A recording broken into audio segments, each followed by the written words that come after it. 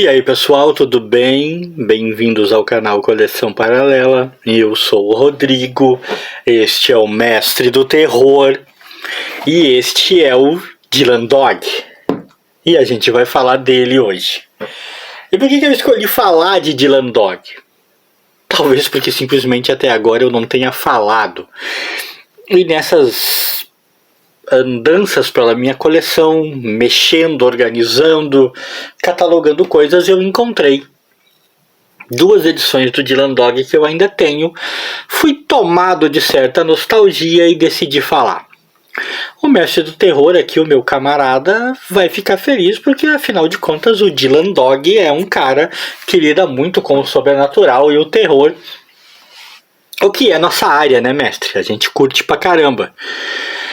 E eu vou começar contando qual foi o meu primeiro contato com o Dylan Dog. O meu primeiro contato com o Dylan Dog foi quando ele foi publicado pela editora Record.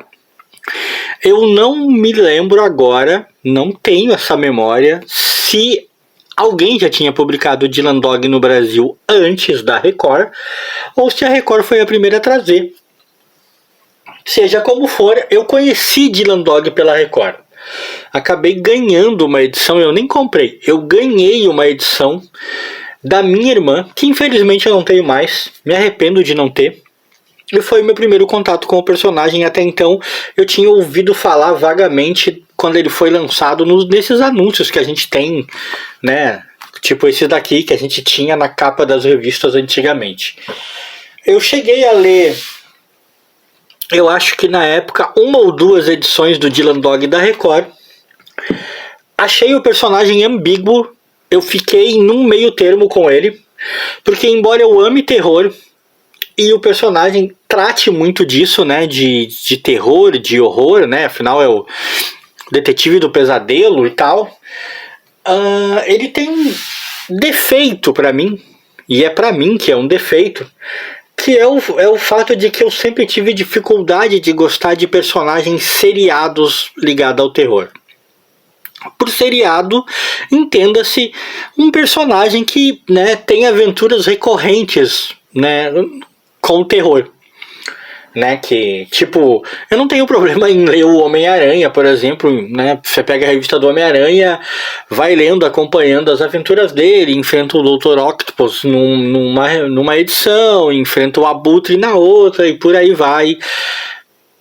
Pra eu, parece normal, parece aceitável, eu não tenho problemas com isso. Mas eu acabo tendo problemas em ver um personagem como o Dylan Dog recorrentemente sempre envolvido em histórias de terror, em aventuras com terror.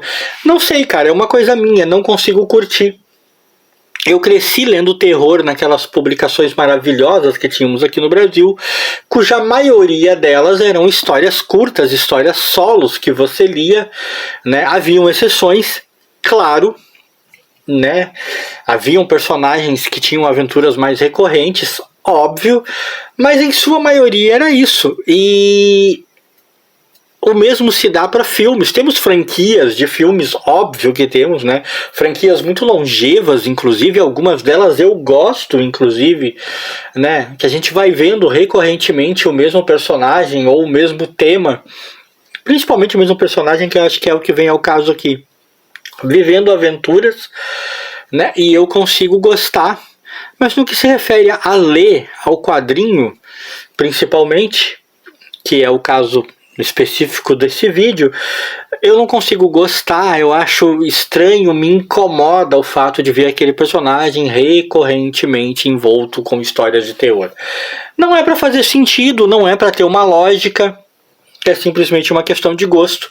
Eu acabei não me apegando tanto ao Dylan Dog, mas certa vez, há muito tempo atrás, estava eu num sebo fazendo compras, quando eu me deparei com algumas edições do Dylan Dog, das quais eu comprei duas, né? Não, na verdade eu estou lembrando errado, eu comprei uma, eu tenho duas edições, a outra vai acabar aparecendo num vídeo aqui também, né, da mesma editora, mas eu não comprei as duas juntas. Uma eu comprei num sebo e a outra eu ainda acabei conseguindo comprar em banca, né, do Dylan Dog da editora Conrad, né? A Conrad eu ouço muito falar dela hoje em dia, principalmente pela publicação de mangás, né? Mas na época ela publicou aqui Dylan Dog, né? Ela trouxe o Dylan Dog de volta, ele estava fora das bancas no Brasil, vamos dizer assim, e eu encontrei essa edição aqui. Achei curioso, principalmente porque reconheci imediatamente a arte da capa, né? Reconheci imediatamente que nós temos aqui o Mignola, né? Quando eu vi, eu digo, porra, né? Mignola. Por um momento cheguei a me perguntar se era ele o autor da arte também dentro da revista, mas nisso eu não fui enganado, eu não me permiti enganar, uma folhadinha rápida já me mostrou que a arte dentro não era do Mignola, óbvio, mas mesmo assim me deu vontade de comprar e eu comprei. Então nós temos aqui essa ediçãozinha que vinha com esse aviso curioso aqui, ó. Espera focar aqui, foca meu filho.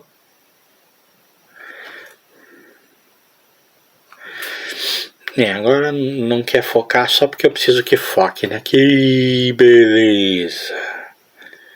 Dá pra focar, por favor? Não vai focar do jeito que eu quero. Mas ela vem com aquele aviso aconselhável para maiores de 12 anos, né? Esses avisos eu acho extremamente desnecessários, até porque... Ó, ali agora focou, né, filha da mãe? Esses avisos eu acho extremamente necessários, sempre achei desnecessários.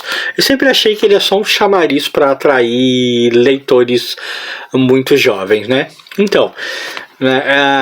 É uma edição que foi publicada aqui no Brasil. Vamos ver se a gente descobre aqui em que ano que publicaram essa gracinha no Brasil.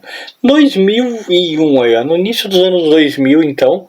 O copyright é de 2001, a Conrad também, aqui, ó, em outubro de 2001, a Conrad publicou. Né? O roteiro é do Mauro Marcellesi e do Tiziano Sclavi, que também é o cara da criação, e os desenhos do Andrea Venturi, que é um bom desenhista, sim. E a história que nós temos aqui, na verdade, não é exatamente uma história de horror, né? O que nós temos aqui é tipo uma espécie de conto de fadas modernoso, um conto de fadas com toques de horror, né, com toques pesados de horror, porque a gente vai encontrar de tudo aqui, né? Aliás, toques bem pesados de horror, né? Vamos combinar. Porque nós vamos encontrar de tudo aqui. Vamos encontrar cães bastante inteligentes. Vamos encontrar um rapaz, que é esse jovem aqui, o Johnny Freak, do título, né? Que é o típico personagem desse tipo de história feita para chocar e ao mesmo tempo te eternecer o coração, né?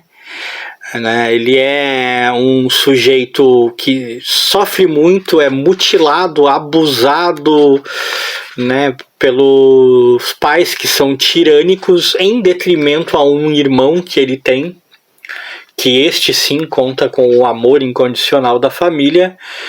E apesar da aparência grotesca e de todo o sofrimento que lhe é infligido, o personagem Johnny Freak é um sujeito extremamente bondoso, extremamente generoso, que não deseja o mal nem da família, né, que tanto o maltrata, que tanto abusa dele, que provocou as deformidades dele, as deficiências dele, né, quanto, né, do irmão, que é extremamente ruim com ele, é extremamente maldoso, porque digamos que tem duas coisas que a gente pode separar aqui, né? Eu não vou contar a história aqui, vou tentar dar o mínimo de spoiler possível, mas digamos que temos duas coisas. Temos os pais do Johnny Freak, que quando eu falei de família eu estava me referindo especificamente a eles, né, que o consideram apenas um objeto de uso, um objeto descartável para poder usar, né? E temos o irmão dele, que é o beneficiário das maldades que se faz com o Johnny Freak, né? Literalmente eles tiram partes do corpo do Johnny para usar no irmão dele. E é uma história muito louca, como eu disse, extremamente pesada nesse sentido, né? No sentido moral, no sentido afetivo, é muito pesada. E temos esse irmão dele que não só aceita de bom grado essa barbárie, né, horrível que se faz com o Johnny, como ainda assim maltrata e odeia o próprio irmão, né? Uma criatura egoísta ao extremo. E temos o Dylan Dog, que acaba envolvido nessa história, né? E acaba, é óbvio, tentando ajudar de todas as maneiras que ele puder o Johnny, porque ele não tem como não se sentir envolvido e não querer salvar o Johnny do destino que ele está sofrendo, né? Não se sentir emocionado, eternecido por essa história tão brutal, né? E por todas as maldades que o Johnny sofre. Então, Johnny Freak é uma mistura bastante pesada de uma história de horror brutal, né, de uma história de horror, de realmente deixar a gente chocado, com um exemplo de vida, vamos dizer assim, com um fundo de emoção, de amor, de provocar em você os mais belos sentimentos e te deixar emocionado, te deixar realmente triste, pesaroso pelo que acontece, né, com o Johnny. Você chega ao ponto de quase ir às lágrimas com o que esse personagem sofre e com o que ele passa e com as atitudes que ele tem mesmo apesar de tudo isso, né? O que a gente tem aqui é muito amor, né? Muita generosidade, muito carinho, junto de muita violência, muita brutalidade, numa mistura que é perigosa de fazer, no sentido de que isso facilmente pode dar errado. Né? É muito fácil querer vender essa história que te choca e te emociona ao mesmo tempo e pesar demais de um lado ou de outro, ou não pesar de lado nenhum e te entregar uma coisa água com açúcar extremamente ruim. Mas nessa edição aqui, nessa história, né, os nossos amigos Tiziano Sclavi e o Mauro Marchese conseguem fazer isso magistralmente. A história é de uma competência maravilhosa. Aquele velho clichê do canal que eu sempre falo. Não é uma história nova, não é uma criação de algo que você nunca tenha visto antes, mas é uma história que explora tremendamente bem, com incrível competência, uma ideia que já foi dita antes, mas que não chega aos pés, muitas vezes, da competência que eles tiveram para tratar do mesmo tema. Valeu muito a leitura, eu gostei demais. Eu comprei essa edição aqui, ela já estava bastante gasta, bastante detonadinha. Fazia muito tempo que eu não via, algumas coisas se perdem nas prateleiras da coleção, e eu tô fazendo algumas mudanças, tô desencavando muita coisa, e acho que nesse tempo que ela ficou na coleção aí, ela também sofreu mais ainda. Eu continuo sendo um cara que não tem um interesse em ficar colecionando o Dylan Dog, em ficar recuperando edições do Dylan Dog. Talvez eu tenha uma certa nostalgia com as edições da Record, mas em si não mais que isso. Mas eu gosto muito dessa história, porque, como eu sempre digo, eu amo textos bem escritos, e Johnny Freak é de uma competência magistral. É uma história que te deixa abismado, que te deixa enojado, que te deixa revoltado e te deixa emocionado, tudo ao mesmo tempo. É aquela história que você sabe como vai terminar, e isso não tira o gosto nem a vontade de você chegar no fim para ver como termina. Isso é um mérito que poucas histórias têm. Vale muito a pena. E essa é uma coleção curta, né, da Conrad, já era o número 1 de 6 edições, eu acho que todas tinham capa do Mignola. Eu não tenho ideia de quais são os outros números. A outra que eu tenho também é da Conrad, também tem capa do Mignola. Isso é o que me faz supor que todas as edições tinham capa dele, mas eu não sei quais são as outras histórias, quais são as outras aventuras do Dylan Dog que vinham, todas, se não me engano, com histórias fechadas, né? Mas eu recomendo o Johnny Freak. Com certeza eu recomendo o Johnny Freak. Não posso falar muito do restante da coleção, porque como eu disse, a maioria eu não li. Mas recomendo muito Johnny Freak. Vale muito a leitura. Se você gostou desse vídeo, deixa aquele like aí pra mim, pro mestre do terror, que tenho certeza que curte o Dylan Dog. Abraço.